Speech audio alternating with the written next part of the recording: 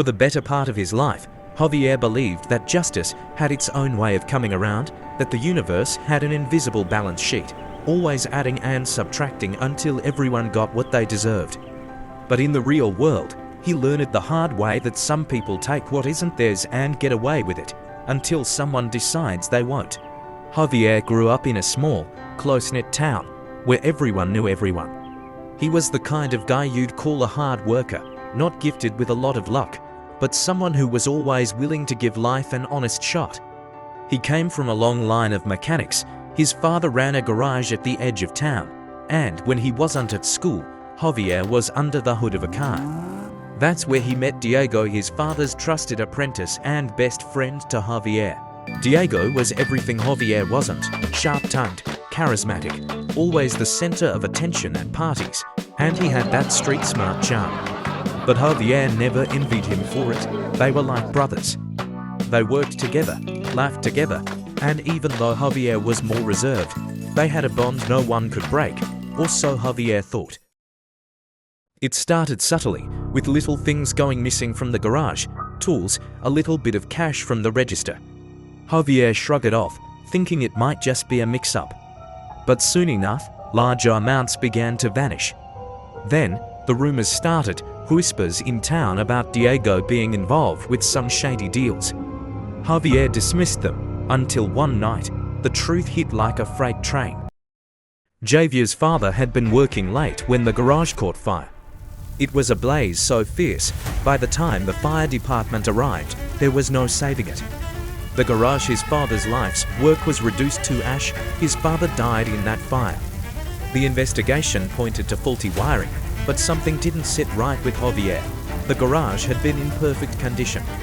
His father had just installed new systems, and Diego, he was nowhere to be found. Diego disappeared from town shortly after the fire. At first, Javier was too consumed by grief to put the pieces together. But when he finally had the mental space to think, the doubts started gnawing at him. He began to dig. The more he searched, the clearer it became. Diego had been involved in illegal dealings, selling stolen car parts, running a chop shop on the side, using the garage as a front. And the fire, it wasn't an accident, it was a cover-up. Diego had set it to erase any trace of his crimes, and he left Javier's father to die in the flames.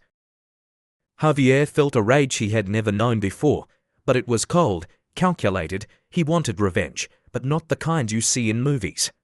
He didn't want to beat Diego to a pulp, that would be too easy. He wanted to make him feel what he felt, total destruction. For months, Javier tracked Diego down, following him across different cities, quietly gathering evidence. He found Diego living large in a nearby city, running a flashy auto business that was a front for the same shady dealings. Diego thought he had outsmarted everyone, but Javier was patient. First, Javier started by sabotaging Diego's business from the inside. He befriended a few of Diego's workers, all without revealing who he was. Diego had no idea that Javier was quietly manipulating the people around him, convincing them to abandon ship. He tipped off the authorities with carefully timed reports about Diego's illegal activities, using evidence he had collected over the months. The police began investigating Diego, but Javier knew that wouldn't be enough. The next phase of his plan came when Diego's business was on the verge of collapse. He anonymously bought out one of Diego's competitors and quietly started driving Diego's business into the ground, luring away clients with better deals and faster service. Diego was too arrogant to realize what was happening until it was too late. But Javier wasn't done. He needed Diego to feel the same betrayal he had felt. So he got close to the one person Diego trusted more than anyone, his younger brother, Marco. Javier had never met Marco before, but he knew about him from Diego's stories. He was Diego's weak spot. Over time, Javier manipulated Marco, feeding him lies about how Diego had sold him out in the past, turning him against his brother. By the time Javier was done, Diego had lost everything: his business, his money, his reputation, and finally, the trust of his brother. The police raided Diego's operation, shutting it down for good. Diego was left a broken man, with no one to turn to, no one to blame but himself. In the end, Javier never revealed himself to Diego. He watched from a distance as Diego's life crumbled, just like his father's garage had. Javier didn't need recognition or satisfaction. His revenge had never been about that, it was about justice. The kind of justice the world doesn't deliver unless you take it into your own hands. And in the quiet aftermath of Diego's fall, Javier finally felt at peace, knowing that balance had been restored on his terms. Or did he?